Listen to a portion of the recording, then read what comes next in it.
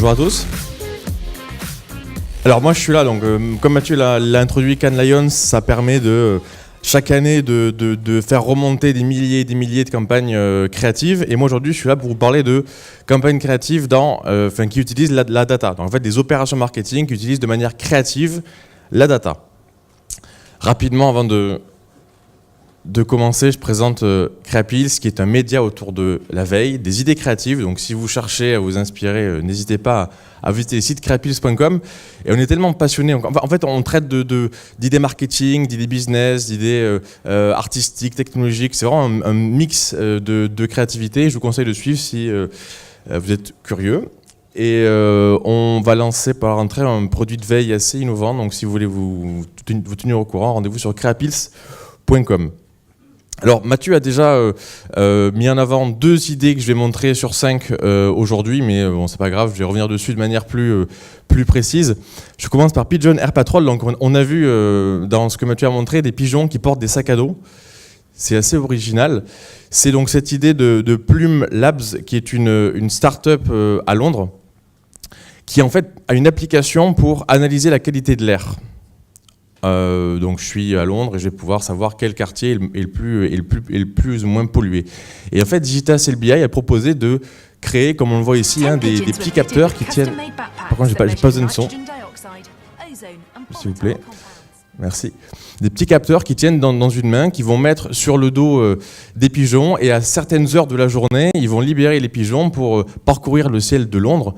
Ces pigeons, qu'est-ce qu'ils vont faire? Malgré eux, ils vont récupérer la data de différents quartiers pour que vous, nous, n'importe qui a Twitter, va se rendre sur Twitter, dire son quartier en mentionnant Pigeon Air. Et automatiquement, le pigeon va répondre en disant « Attention, t'es à Camden, ça craint un peu, c'est un peu pollué, ou sinon, t'inquiète pas, Camden, pour l'instant, c'est sain, tu peux y aller. » Évidemment, ROI oblige,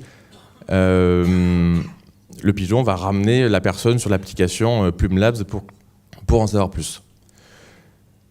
Niveau retombées, c'était assez énorme. 2000 médias qui ont parlé donc de cette innovation, plus de 670 millions d'impressions, 40 000 conversations générées sur les médias, et la distinction divine de Jack Dorsey, le fondateur de Twitter, qui fait plaisir, je pense, à tous les RP. Je continue sur la dernière opération que Mathieu a mis en avant, The Next Rembrandt. J'étais obligé d'en parler parce que c'est une opération qui a tellement fait parler, qui est même passée au JT de 20h pour une opération marketing, c'est quand même pas mal. L'idée, alors elle a tellement fait parler qu'on en oublierait presque que c'est une opération marketing. C'est ING et Microsoft qui ont mis ça au point. L'idée, c'est de transformer donc les peintures d'un artiste en data pour prolonger son œuvre. Je m'explique. Ils ont, comme Mathieu l'a dit, analysé l'ensemble de l'œuvre, ou la quasi-totalité de l'œuvre de Rembrandt, pour distinguer un peu un profil type. Et ils se sont rendus compte que Rembrandt, il peignait souvent un portrait d'un homme, type caucasien, avec assez barbu, entre 30 et 40 ans, qui porte des vêtements sombres, un col, un chapeau, et qui est positionné droite. C'est un vrai marché de niche. Du coup, qu'est-ce qu'ils ont fait? Ils ont transformé cette data qu'ils ont récupérée en œuvre d'art. Et là, c'est un robot. Donc, il ne reproduit pas seulement le côté visuel, mais aussi le côté technique, les traits de pinceau, etc. Là, c'est l'artiste qui travaille, donc c'est l'imprimante, qui va produire l'œuvre telle que la data telle que l'intelligence artificielle lui a recommandé de faire. Et ça donne un tableau, comme on voit ici, qui est assez impressionnant de réalisme. C'est le nouveau Rembrandt.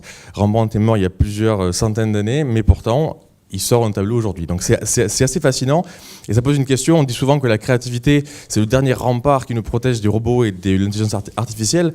Il semblerait que des innovations comme ça remettent un peu en question cette chose-là. Je continue avec Color Maps, qui est une opération au Mexique, que j'aime beaucoup. C'est une marque de peinture qui s'appelle Comex, qui a décidé de vendre ses produits en utilisant Google Street View, que vous connaissez tous, et pour se voir donc pour voir les rues en 360 degrés. Ils sont partis de la problématique client que les clients disent souvent comment cette peinture peut rendre chez moi, est-ce que ça va bien aller dans mon salon ou dans ma chambre.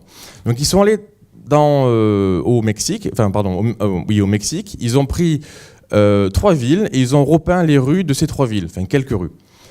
On voit ici, ils ont peint ça en différents tons de violet, différents tons de jaune, différents tons de rouge.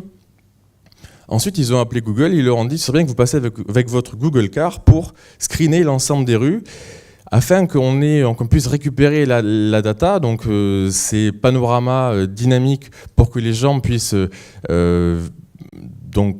parcourir les rues. Et ils ont créé une application qui s'appelle Cooler Maps, dans laquelle un client de Comex vient dans la rue et peut parcourir de la rue et cliquer sur différents murs avec différentes couleurs pour dire j'aime bien cette couleur, je vais l'acheter en ligne. Donc c'est assez original comme manière de vendre des produits. On n'a pas les retombées sur cette opération, mais en termes de créativité, c'est assez original. Je continue avec Words to Watch. C'est vrai que la problématique aujourd'hui de l'apprentissage d'une langue, on le voit, c'est en plein développement. On voit des applications comme Babel qui cartonnent aujourd'hui et qui ont toutes des pédagogies différentes. Là, c'est une école qui s'appelle Easy Way Language qui a eu l'idée de favoriser l'apprentissage d'une langue avec les sous-titres de YouTube. Donc ils se sont rendus compte, comme vous l'avez déjà vu, et que chaque vidéo, que beaucoup de vidéos YouTube contiennent des sous-titres. Donc ça, c'est une data auquel ils ont eu accès. Ils ont créé un site internet qui s'appelle Words to Watch, dans lequel vous êtes invité à taper un mot-clé, par exemple ici Hold Back, je fais entrer, et l'algorithme va me détecter les vidéos qui contiennent le mot ou l'expression Hold Back. Là on voit ici, c'est celle qui est encadrée en bleu. L'intérêt, c'est quoi? C'est que apprendre une langue, c'est pas seulement apprendre le dictionnaire par cœur, c'est apprendre des mots et réussir à les contextualiser, donc, et aussi à les prononcer. Et donc c'est pour ça que c'est assez intelligent. Et ils ont aussi fait cette application en russe, en chinois, en différentes langues, et ça fonctionne. Vous pouvez aller voir sur le site, c'est assez impressionnant parce que en même temps, c'est hyper fluide. Et je termine par cette opération que j'aime beaucoup, par Diadora. Donc Diadora, c'est un site de e-commerce qui vend des chaussures de sport. Ils ont eu l'idée, que j'adore, de dire on va livrer un colis en faisant courir nos clients. Donc je resitue un peu la scène. Imaginez que quelqu'un passe une commande sur le site qui se trouve à 1500 km du point de livraison.